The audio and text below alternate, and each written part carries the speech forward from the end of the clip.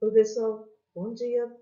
Hoje nós temos provas sobre carga elétrica e processos de eletrização.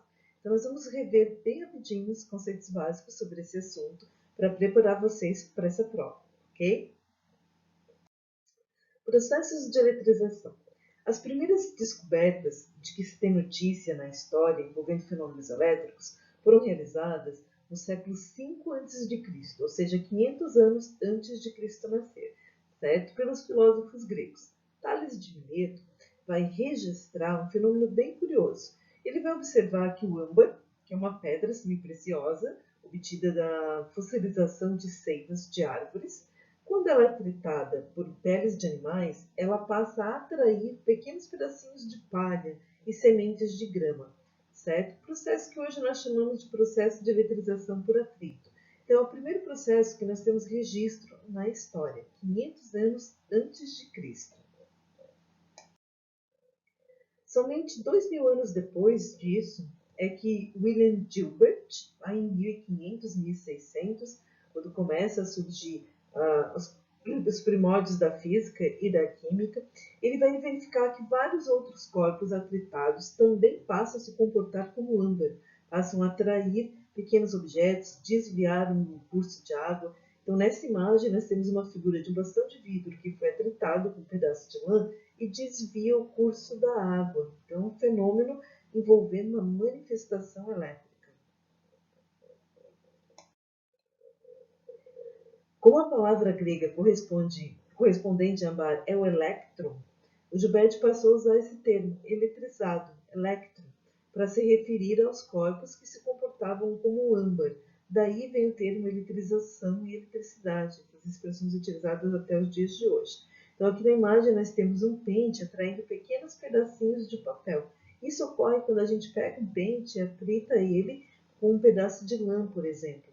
Ele vai ficar carregado eletricamente e o papel vai ficar grudado nele.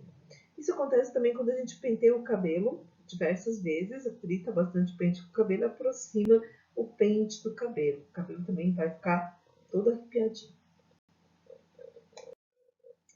Então, pessoal, eletrização por atrito, ela ocorre quando a gente atrita dois corpos de materiais diferentes. Lembram da aula da semana passada? Então, atritando, por exemplo, o vidro e a lã, inicialmente eles estão neutros. Quando a gente atrita, a lã tende a ganhar elétron e o vidro tende a perder elétron, de modo que o vidro vai ficar positivo e a lã vai ficar negativo. Então, na eletrização por atrito, a gente começa sempre com os corpos nêutrons, sempre são corpos feitos de materiais diferentes. Após o atrito, um vai ficar positivo, um vai ficar negativo. Quem fica negativo ganha elétron, quem fica positivo perde elétrons, e a única partícula subatômica que se movimenta é o elétron. Isso é muito importante, tá? A gente não podemos esquecer. Prótons estão presos dentro do núcleo do átomo e não se movimentam. Eletrização por contato. A eletrização por contato ela ocorre quando a gente começa com um corpo eletrizado em contato com um corpo neutro. Então, se eu tiver um corpo eletrizado negativamente e colocar em contato com o corpo neutro, conforme nessa imagem que nós temos aqui, o A está negativo, o B está neutro, os elétrons do A vão se transferir para o corpo B, certo? Então, durante o contato, parte da carga do A se transfere para o corpo B. Como são corpos de massas diferentes, né, de tamanho diferente, essa distribuição não vai ser igual. Então, o corpo A vai ficar com uma carga maior, porque ele tem uma massa maior, o corpo B vai ficar com uma carga menor. Se eles fossem iguais, eles ficariam ambos com a mesma carga, com a mesma quantidade de elétrons, ok?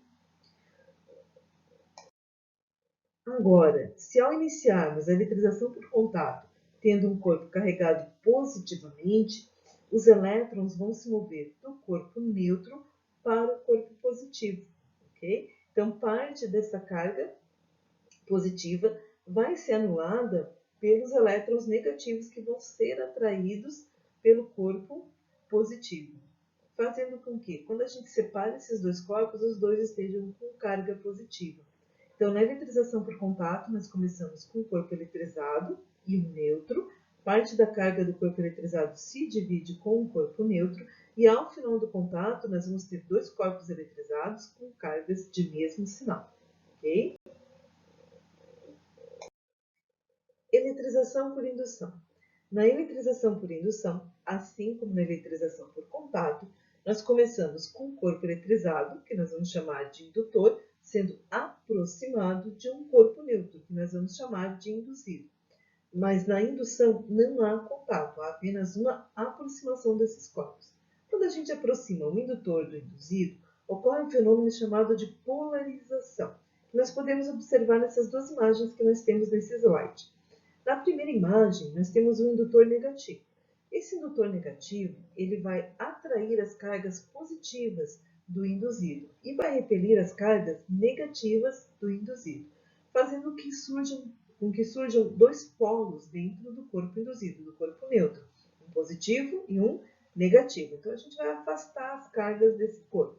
A mesma coisa vai acontecer se o indutor for positivo. O indutor positivo ele vai atrair as cargas negativas do induzido e vai repelir as cargas positivas do corpo induzido. Na polarização, não há eletrização ainda, certo? Apenas a divisão das cargas elétricas dentro do corpo induzido. Se eu quiser que esse corpo induzido fique eletrizado, eu preciso fazer o processo um pouquinho mais complicado, ok? A gente precisa seguir alguns passos que nós vamos ver na próxima imagem. Então, pessoal, quais os passos que a gente tem que seguir? Primeiro passo, aproximar o indutor de um induzido. Então, aqui nesse exemplo, nós temos o indutor positivo que está sendo aproximado de um corpo neutro. Ao fazer isso, as cargas do corpo neutro vão se dividir. Indutor positivo, ele vai atrair as cargas negativas do induzido e vai repelir as cargas positivas do induzido, criando dois polos dentro desse corpo, certo? Um polo positivo e um polo negativo. Para que esse corpo adquira carga elétrica, nós vamos precisar ligar ele à terra. Ligar o induzido à terra é fazer um aterramento, literalmente, pegar um fio condutor, provavelmente um fio de cobre, e conectar o induzido à terra. Nós representamos essa conexão por esse fiozinho aqui com esses três risquinhos na ponta, certo? Esse é o fio de aterramento. Ao fazer isso, o corpo indutor positivo vai atrair os elétrons da Terra. Então, os elétrons vão migrar da Terra em direção ao corpo induzido, fazendo com que ele fique com excesso de carga negativa, com que ele fique eletrizado negativamente. Ocorreu eletrização.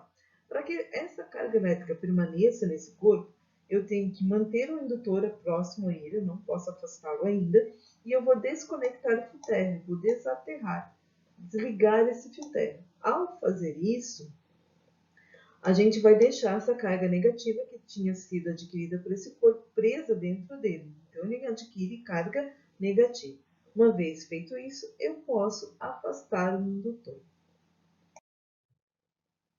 Uma vez desconectado o induzido do fio terra, eu posso afastar o indutor, certo? E aí o induzido vai ficar com uma carga negativa. Então, no processo de eletrização por indução, nós começamos com um corpo neutro, o outro eletrizado, e ao final do processo nós vamos ter dois corpos eletrizados com cargas e sinais contrários. Então, o corpo positivo, o indutor positivo vai deixar o induzido negativo. O indutor negativo vai deixar o induzido positivo.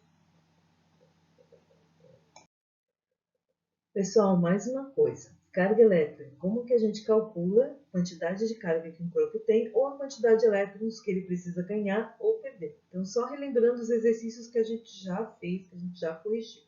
Essa questão número 7, a gente já tem no caderno, tá? É só para relembrar. Então, o corpo possui carga elétrica de 1,6 microcoulombs. Então, cuidado com esse micro. Sempre que aparecer esse microcoulombs, a gente tem que multiplicar por 10 na menos 6, porque o micro é 1 milionésimo de uma grandeza. Então, seria 1 coulomb dividido por 1 milhão. 1 milhão tem 6 zeros, é só pegar esse 1,6 e multiplicar por 10 na menos 6. Então, 1,6 vezes 10 na menos 6 coulombs vai ser o valor da carga elétrica desse corpo. O que a gente quer saber? Sabendo-se que a carga elétrica fundamental é de 1,6 vezes 10 na menos 19 coulombs, pode-se afirmar que no corpo há uma falta de aproximadamente. Ou seja, ele está perdendo elétron. A gente quer saber quantos elétrons ele perdeu, certo? Essa carga elementar, gente, é a carga de um elétron. Então, sempre vai ser esse valor, essa carga é fixa, nunca muda. Carga elementar, 1,6 vezes 10 na menos 19 coulombs. Como é que a gente calcula a carga elétrica? A carga elétrica é igual ao número de elétrons que foi ganho ou foi perdido, vezes o valor da carga elementar, que é a carga elétrica de 1 elétron. Ok? Por que a gente usa esses dois traços do lado do Q?